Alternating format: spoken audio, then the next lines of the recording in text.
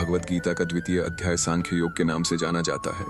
यह अध्याय गीता का सबसे महत्वपूर्ण और आधारभूत अध्याय माना जाता है, क्योंकि इसमें भगवान श्री कृष्ण अर्जुन को आत्मा, कर्म, बुद्धि, धर्म और जीवन के वास्तविक उद्देश्य का ज्ञान देते हैं। प्रथम अध्याय में अर्जुन मोह और शोक से भरकर युद्ध करने से पीछे हट जाते हैं। वे अपने ही बंधु बांधवों, गुरुजनों और मित्रों को युद्ध भूमि में देखकर विचलित हो जाते हैं। उनके हाथ कांपने लगते हैं, मुख सूख जाता है और वे अपना गांडीव धनुष नीचे रख देते हैं। इसी मानसिक अवस्था में द्वितीय अध्याय आरंभ होता है। अर्जुन की दयनीय स्थिति देखकर भगवान श्री कृष्ण उन्हें समझाना प्रारंभ करते हैं। वे अर्जुन से कहते हैं कि यह मोह और दुर्बलता किसी वीर पुरुष को शोभा नहीं देती। युद्ध भूमि में इस प्रकार का शोक करना क्षत्रिय धर्म के विपरीत है। श्री कृष्ण अर्जुन को उठ खड़े होने और अपने कर्तव्य का पालन करने के लिए प्रेरित करते हैं। अर्जुन फिर भी भ्रमित रहते हैं और श्री कृष्ण से कहते हैं कि वे उनके शिष्य हैं, इसलिए उन्हें उचित मार्गदर्शन दिया जाए। इसके बाद भगवान श्री कृष्ण आत्मा का गहन ज्ञान देते हैं। वे बताते हैं कि आत्मा न कभी जन्म लेती है और न कभी मरती है। शरीर नश्वर है, परंतु आत्मा शाश्वत और अविनाशी है। जिस प्रकार मनुष्य पुराने वस्त्र त्याग कर नए वस्त्र धारण करता है, उसी प्रकार आत्मा पुराने शरीर को छोड़कर नया शरीर ग्रहण करती है। इसलिए किसी के शरीर के नष्ट होने पर शोक करना उचित नहीं है। श्री कृष्ण स्पष्ट करते हैं कि जो जन्म लेता है उसकी मृत्यु निश्चित है और मृत्यु के बाद पुनर्जन्म भी निश्चित है। यह प्रकृति का अटल नियम है। भगवान कहते हैं कि आत्मा को कोई शस्त्र काट नहीं सकता, अग्नि जला नहीं सकती, जल भिगो नहीं सकता और वायु सुखा नहीं सकती। आत्मा अजर, अमर और अविनाशी है। यह ज्ञान अर्जुन के भय और मोह को दूर करने के लिए दिया गया था, ताकि वे अपने कर्तव्य से विमुख न हो। इसके बाद श्री कृष्ण कर्म और धर्म की व्याख्या करते हैं। वे अर्जुन से कहते हैं कि एक क्षत्रिय के लिए धर्म युद्ध से बढ़कर कोई श्रेष्ठ कार्य नहीं है। यदि अर्जुन युद्ध से पीछे हटते हैं तो लोग उन्हें कायर समझेंगे और उनका अपमान करेंगे। सम्मानित व्यक्ति के लिए अपयश मृत्यु से भी अधिक कष्टदायक होता है। इसलिए अर्जुन को अपने धर्म का पालन करना चाहिए। श्री कृष्ण अर्जुन को समत्व योग का उपदेश देते हैं। वे कहते हैं कि मनुष्य को सुख दुख, लाभ हानि, जय पराजय में समान भाव रखना चाहिए। जो व्यक्ति परिस्थितियों से विचलित नहीं होता, वही स्थिर बुद्धि वाला होता है। इस प्रकार की मानसिक स्थिरता ही योग कहलाती है। भगवान कहते हैं कि कर्म करना मनुष्य का अधिकार है, परंतु कर्मों के फल पर उसका अधिकार नहीं है। इसलिए मनुष्य को फल की चिंता किए बिना अपना कर्तव्य करना चाहिए। यह निष्काम कर्मयोग का सिद्धांत है। कर्मण्येवाधिकारस्ते फलेषु कदाचन का संदेश इसी अध्याय में दिया गया है। इसका अर्थ है कि मनुष्य को केवल कर्म करने का अधिकार है, फल की इच्छा रखना उचित नहीं। यदि व्यक्ति केवल फल की चिंता करेगा तो उसका मन अस्थिर हो जाएगा और वह सही ढंग से कर्म नहीं कर पाएगा। इसलिए कर्म को ईश्वर को समर्पित भाव से करना चाहिए। भगवान श्री कृष्ण बताते हैं कि बुद्धि योग के माध्यम से मनुष्य अपने कर्मों के बंधन से मुक्त हो सकता है। जब व्यक्ति मोह, लोभ और अहंकार से मुक्त होकर कर्तव्य करता है, तब उसका मन शांत हो जाता है। ऐसा व्यक्ति सफलता और असफलता दोनों में समान रहता है। यही सच्चा योग है। इसके बाद अर्जुन भगवान से पूछते हैं कि स्थिर बुद्धि वाले व्यक्ति के लक्षण क्या होते हैं। वे जानना चाहते हैं कि ऐसा व्यक्ति कैसे बोलता है, कैसे चलता है और कैसे व्यवहार करता है। तब श्री कृष्ण विस्तार से स्थित प्रज्ञ पुरुष के गुणों का वर्णन करते हैं। भगवान कहते हैं कि जो व्यक्ति मन की सभी इच्छाओं को त्याग देता है और आत्मा में ही संतुष्ट रहता है, वही स्थित प्रज्ञ कहलाता है। ऐसा व्यक्ति सुख मिलने पर अत्यधिक प्रसन्न नहीं होता और दुख आने पर विचलित नहीं होता। वह राग, भय और क्रोध से मुक्त रहता है। उसकी बुद्धि स्थिर रहती है। श्री कृष्ण इंद्रियों के नियंत्रण का महत्व भी बताते हैं। वे कहते हैं कि मनुष्य की इंद्रियां अत्यंत चंचल होती हैं और वे मन को भटका देती हैं। यदि व्यक्ति इंद्रियों को नियंत्रित नहीं करता तो उसका विवेक नष्ट हो जाता है। जिस प्रकार तेज हवा नाव को बहा ले जाती है, उसी प्रकार अनियंत्रित इंद्रियां मनुष्य की बुद्धि को नष्ट कर देती हैं। भगवान समझाते हैं कि विषयों का चिंतन करने से उनमें आसक्ति उत्पन्न होती है। आसक्ति से कामना पैदा होती है और कामना में बाधा आने पर क्रोध उत्पन्न होता है। क्रोध से मोह उत्पन्न होता है। मोह से स्मृति भ्रमित हो जाती है। स्मृति नष्ट होने पर बुद्धि का नाश हो जाता है और बुद्धि के नष्ट होने पर मनुष्य पतन को प्राप्त होता है। इसलिए व्यक्ति को अपने मन और इंद्रियों को संयमित रखना चाहिए। जो व्यक्ति अपनी इंद्रियों को वश में रखता है और आत्मसंयम के साथ जीवन जीता है, वही शांति प्राप्त कर सकता है। अशांत मनुष्य कभी सुखी नहीं हो सकता। शांति केवल उसी व्यक्ति को प्राप्त होती है जिसका मन स्थिर और नियंत्रित हो। श्री कृष्ण समुद्र का उदाहरण देते हैं। वे कहते हैं कि जिस प्रकार अनेक नदियां समुद्र में मिलती हैं, फिर भी समुद्र विचलित नहीं होता, उसी प्रकार इच्छाएं स्थिर बुद्धि वाले व्यक्ति के पास आती हैं, परंतु वह विचलित नहीं होता। ऐसा व्यक्ति ही सच्ची शांति प्राप्त करता है। भगवान आगे कहते हैं कि जो व्यक्ति सभी कामनाओं का त्याग कर देता है, ममता और अहंकार से मुक्त हो जाता है, वही परम शांति को प्राप्त करता है। यह अवस्था ब्रह्मी स्थिति कहलाती है। जो व्यक्ति इस अवस्था को प्राप्त कर लेता है वह मृत्यु के समय भी मोहित नहीं होता और परम सत्य को प्राप्त कर लेता है। द्वितीय अध्याय में भगवान श्री कृष्ण ने जीवन के अनेक महत्वपूर्ण सिद्धांतों को समझाया है। आत्मा की अमरता, कर्मयोग, समत्व, बुद्धियोग, इंद्रिय संयम और स्थित प्रज्ञता जैसे गूढ़ विषयों का अत्यंत सरल और प्रभावशाली वर्णन किया गया है।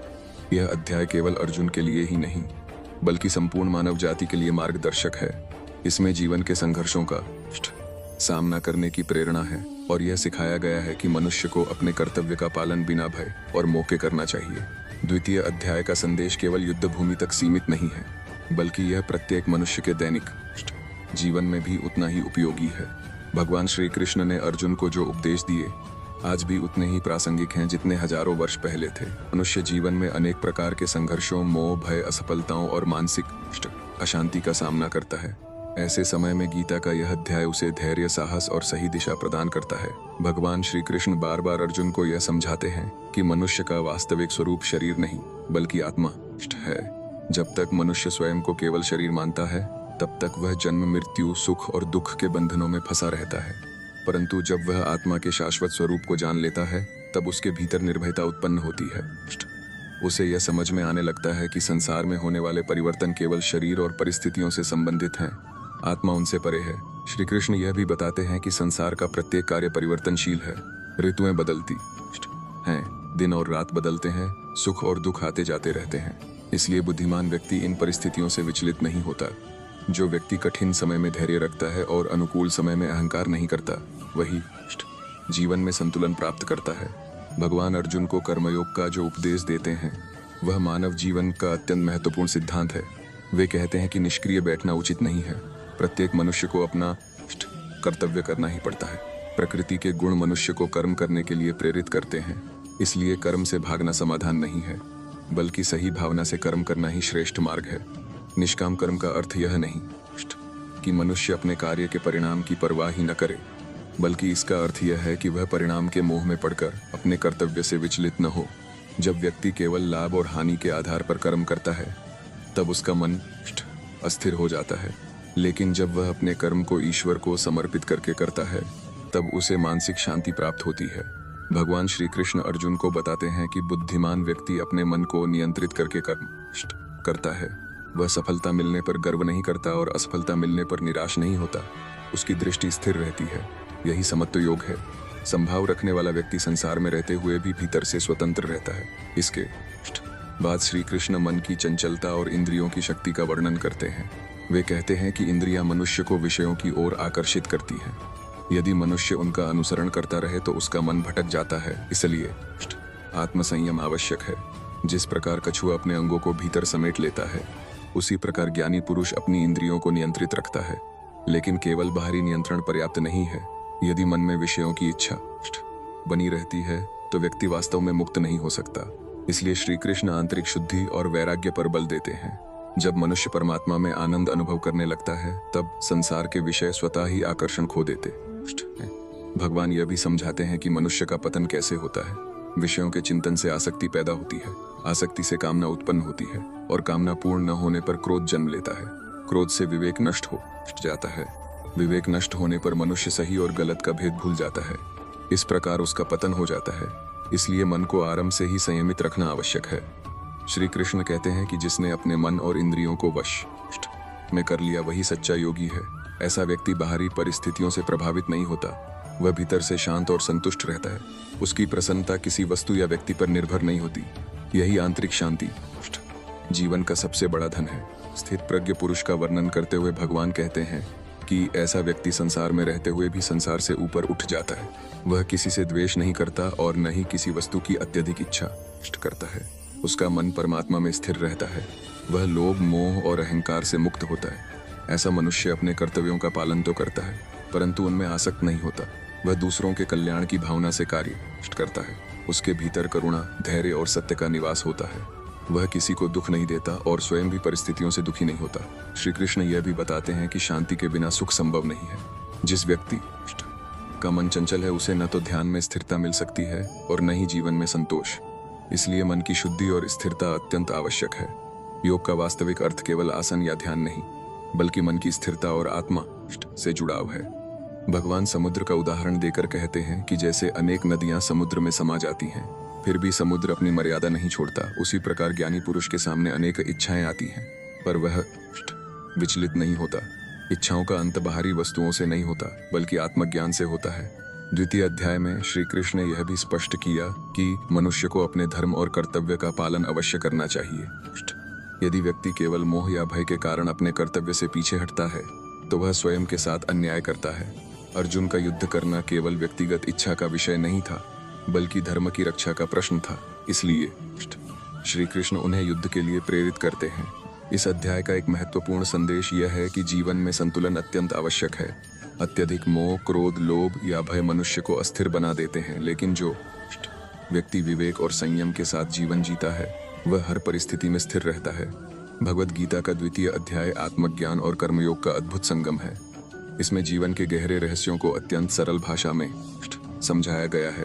यह अध्याय केवल धार्मिक ग्रंथ का हिस्सा नहीं, बल्कि जीवन जीने की कला का मार्गदर्शन भी है। जो व्यक्ति इसके उपदेशों को अपने जीवन में अपनाता है, वह मानसिक शांति, आत्मविश्वास और सच्चे आनंद को प्राप्त कर सकता है। अंततः भगवान श्री कृष्ण अर्जुन को यह समझाने में सफल होते हैं कि शोक और मोह मनुष्य की बुद्धि को ढक देते हैं। जब मनुष्य आत्मा के सत्य को जान लेता है और निष्काम भाव से अपने कर्तव्य का पालन करता है, तब वह जीवन के बंधनों से मुक्त होने लगता है। यही गीता के द्वितीय अध्याय का मूल संदेश है, जो आज भी प्रत्येक व्यक्ति के लिए प्रेरणा और प्रकाश का स्रोत बना हुआ है। द्वितीय अध्याय के अंतिम भाग में भगवान श्री कृष्ण अर्जुन को उस सर्वोच्च अवस्था के बारे में बताते हैं, जहां पहुंचकर मनुष्य जीवन के सभी दुखों और भ्रमों से मुक्त हो जाता है।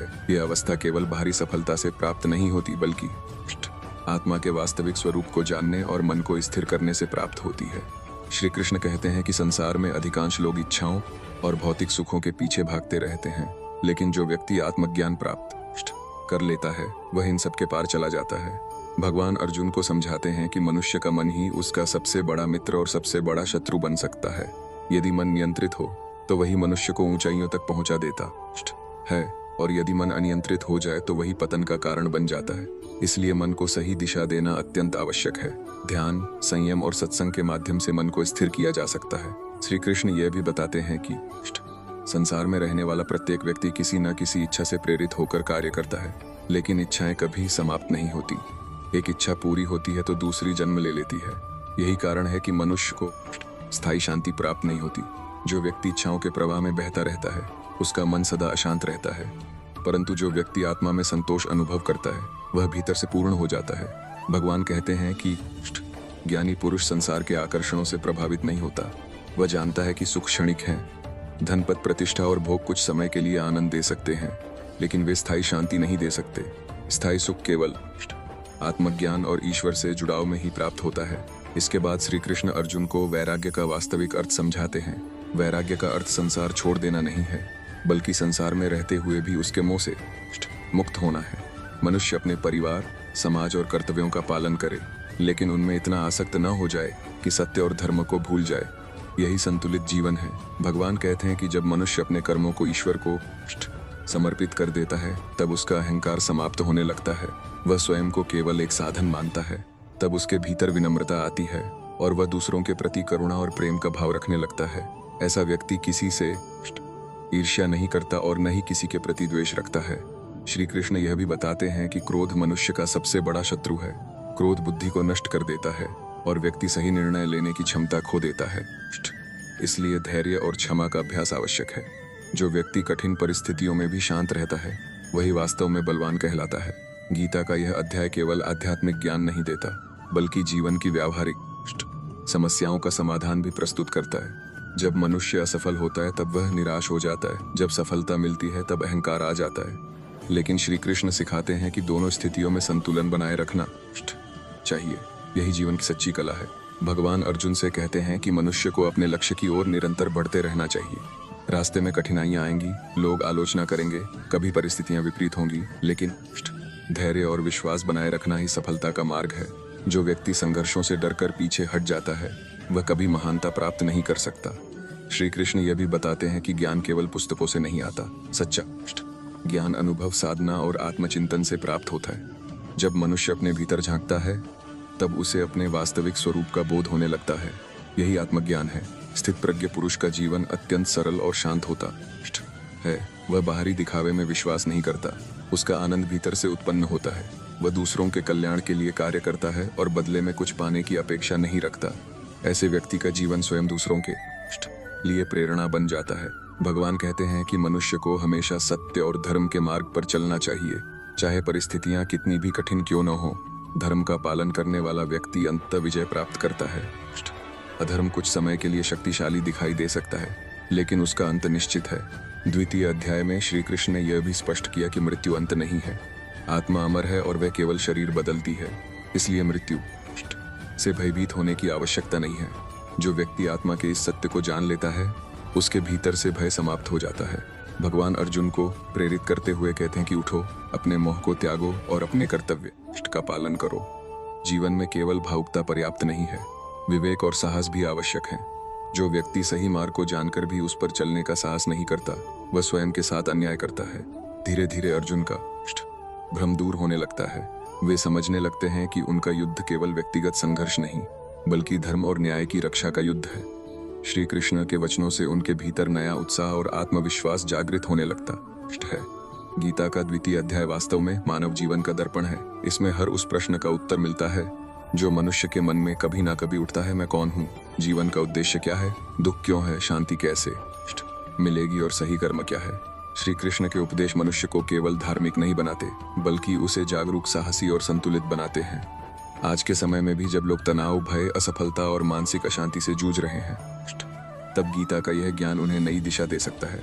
यदि मनुष्य केवल कुछ शिक्षाओं को भी अपने जीवन में उतार ले तो उसका जीवन अधिक शांत, सार्थक और संतुलित हो सकता है। भगवान श्री कृष्ण का यह संदेश सदैव अमर रहेगा कि अपने कर्तव्य का पालन करो, फल की चिंता मत करो, आत्मा के सत्य को पहचानो और हर परिस्थिति में धैर्य बनाए रखो। यही जीवन की सच्ची सफलता है और यही गीता के द्वितीय अध्याय का दिव्य प्रकाश है। जय श्री कृष्ण। यदि आपको भगवत गीता का यह ज्ञान अच्छा लगा हो तो कृपया गीता ज्ञान चैनल को फॉलो और सब्सक्राइब अवश्य करें। आपका एक छोटा सा समर्थन इस दिव्य ज्ञान को और लोगों तक पहुंचाने में मदद करेगा। और प्यारा सा कमेंट हर परिस्थिति में श्री कृष्ण का ज्ञान जीवन को सही दिशा देता है। राधे राधे।